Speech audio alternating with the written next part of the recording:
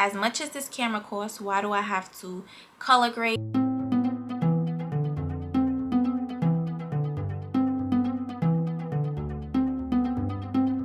Hey my lovelies, welcome back to my YouTube channel. If you are new here, welcome. It's your girl Kelly Kells and I am back with another mother freaking video. As you guys can see by the title, I am going to be going over my pros and cons of the DJI. I need to get the correct name because so today I'm going to be going over the pros and cons of the DJI Osmo Pocket, whatever, 3. I do have it, of course. How would I be able to tell you the pros and cons? I have my cute little case. I don't have the cover on right now because I was looking at some videos, but I have everything else on. But yeah, but before we get into the pros and cons of that camera, make sure you guys give this video a big thumbs up. Comment down below if you have this camera, what you do and what you don't like about it, because I have a list. And most importantly, make sure you guys hit that subscribe button and turn on your post notifications so you can be notified every time I drop a video. Okay. So as you guys can see by the title, today we're going to be going over the pros and cons of the DJI Osmo, whatever, Pocket 3. No, the DJI Osmo Pocket 3. I am currently recording on my Sony ZV1, which is, in my opinion, the best camera to record on. Now, let's get into the tea of this camera.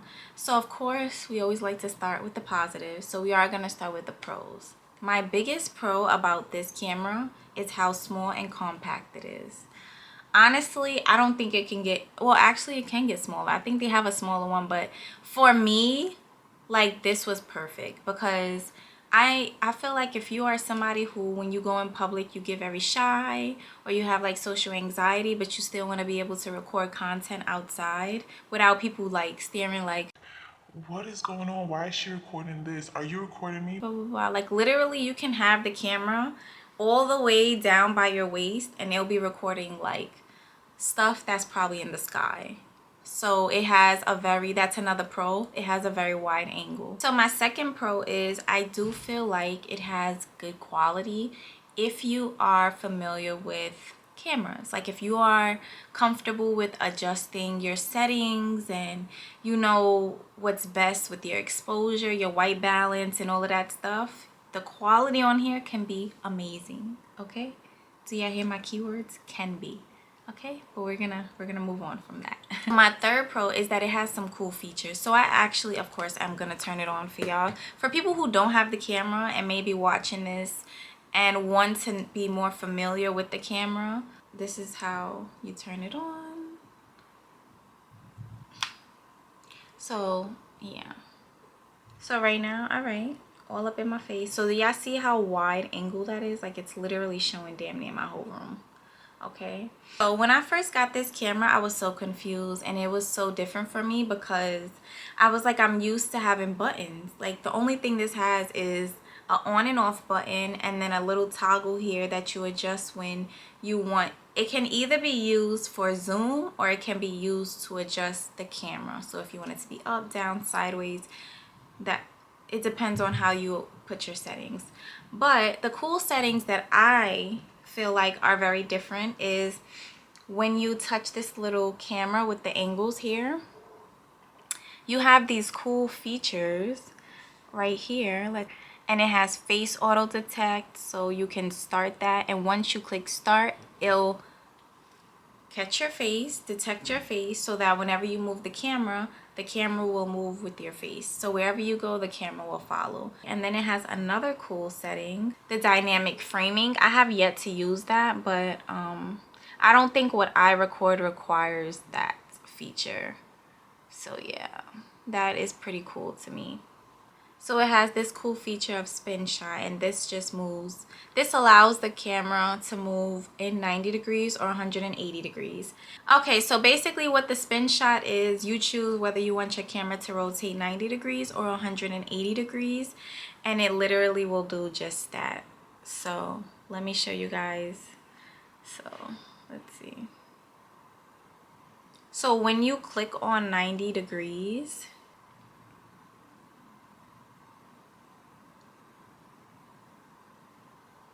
what I was explaining to y'all is that this camera is very different. So like I said, I have a Sony ZV1. If you know anything about this camera, you know that all of the buttons that you need are on the camera. So the menu button, the mode button, the start button, of course.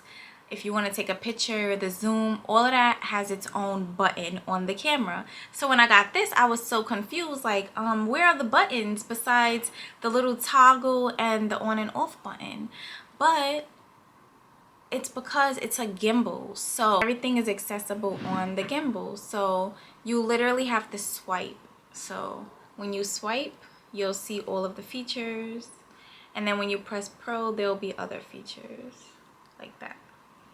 So you get, so you'll be getting different features when you check that out.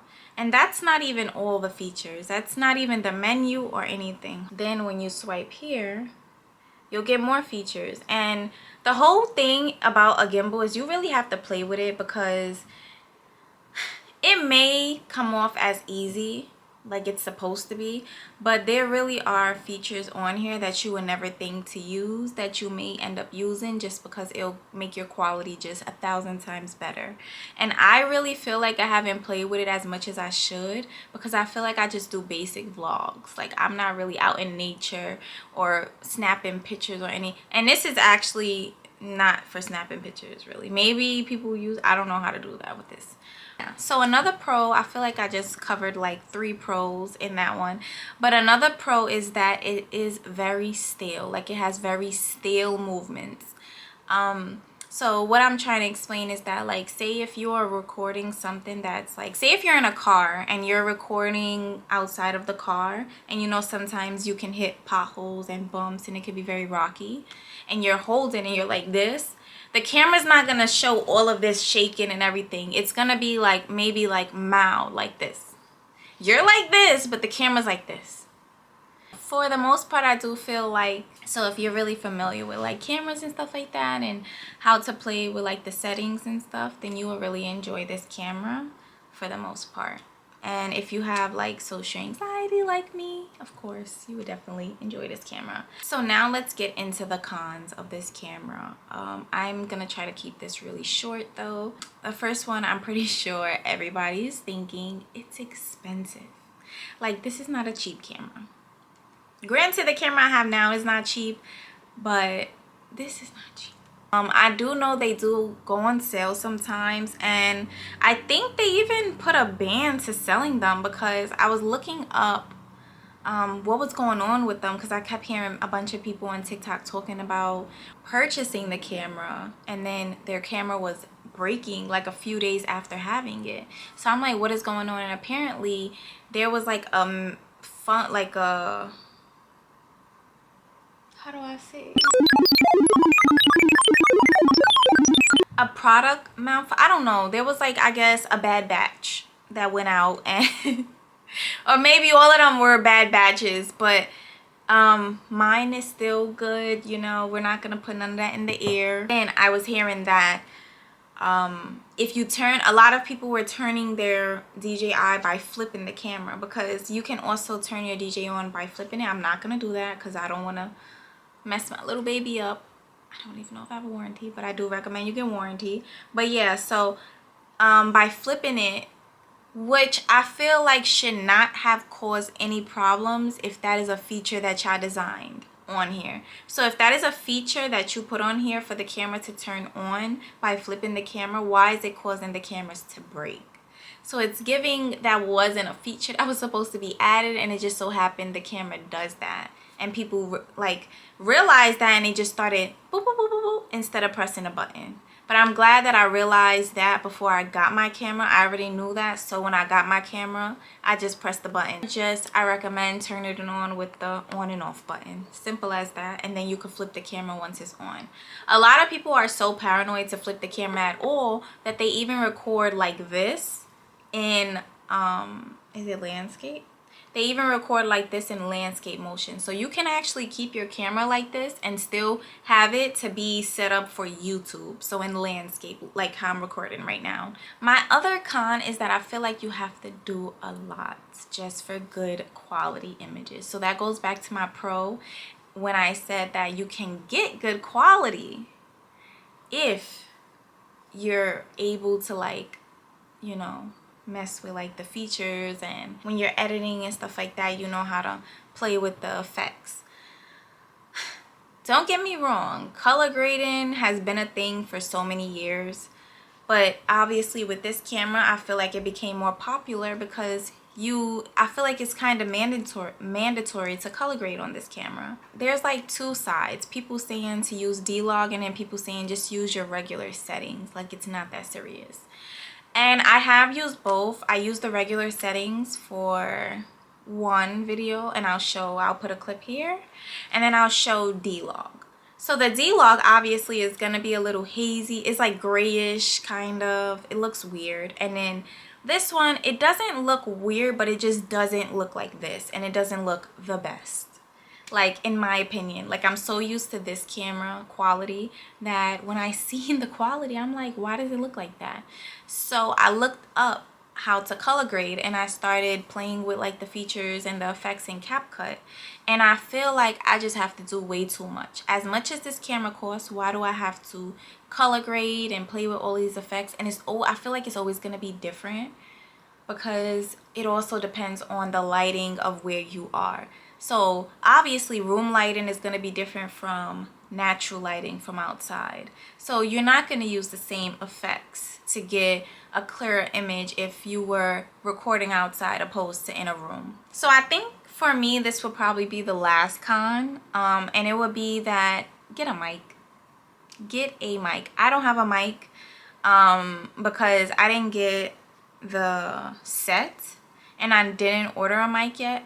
The mics are expensive. No, you don't need a DJI mic specifically. You can get like an Amazon mic or something like that. But I just felt like I wasn't ready to pay that money for a mic, so I didn't get one. And I don't like using mics. Like, I don't want nothing clipping to my clothes or my little hair. I don't want stuff clipped to me. So, like, I know it's like, girl, what? I know. But I thought people used the mic. Before I got the camera, I just thought people used the mic because they just want a clearer, crisper sound. I didn't realize that the DJI, if you are a little bit too far from it, the sound can sound shitty. Like, you can sound so low, like it doesn't pick up the best sound. And you just would want crispier, clearer sound on your videos, period. So get a mic. Do I feel like the DJI Osmo Pocket is worth it? It's a tough question, honestly. I feel like yes and no. I feel like yes if you feel like you have really, really bad social anxiety and feel like you absolutely cannot record with a bigger size camera in public and you would like to be more subtle and you don't want people staring at you. So yes, I feel like in those situations, of course, get the camera and record that content and be great. And then I feel like on the other hand, no. I feel like there are probably cheaper cameras that may be more compact. Yeah, so like I said, yes and no. So I can't give y'all a straight answer. Y'all would I recommend trying it out for yourselves. So going to the store, looking at the quality, and doing more research. So not just watching my video, of course, but go watch other videos, see how to play with the features. And if you are somebody who likes to take your time and edit and put effects and everything, then you would definitely love this camera because you can obviously play with the effects. So yeah. But if you're a girl like me and just want to edit the video and don't feel like playing with effects, then maybe you should just get the ZV1. But I think the ZV1 is actually more expensive than this one, if I'm not mistaken, but it has a right to be, if I do say so myself. So that's all I have for this video today, guys. I hope you guys enjoyed and felt like my video was very helpful. If you have any questions in regards to this camera, of course, don't hesitate to comment down below. I'll definitely make sure I answer all of you guys' questions. Thank you guys for watching. Make sure you guys follow me on all my social media platforms. And of course, make sure you subscribe and give this video a big thumbs up. See you in my next video.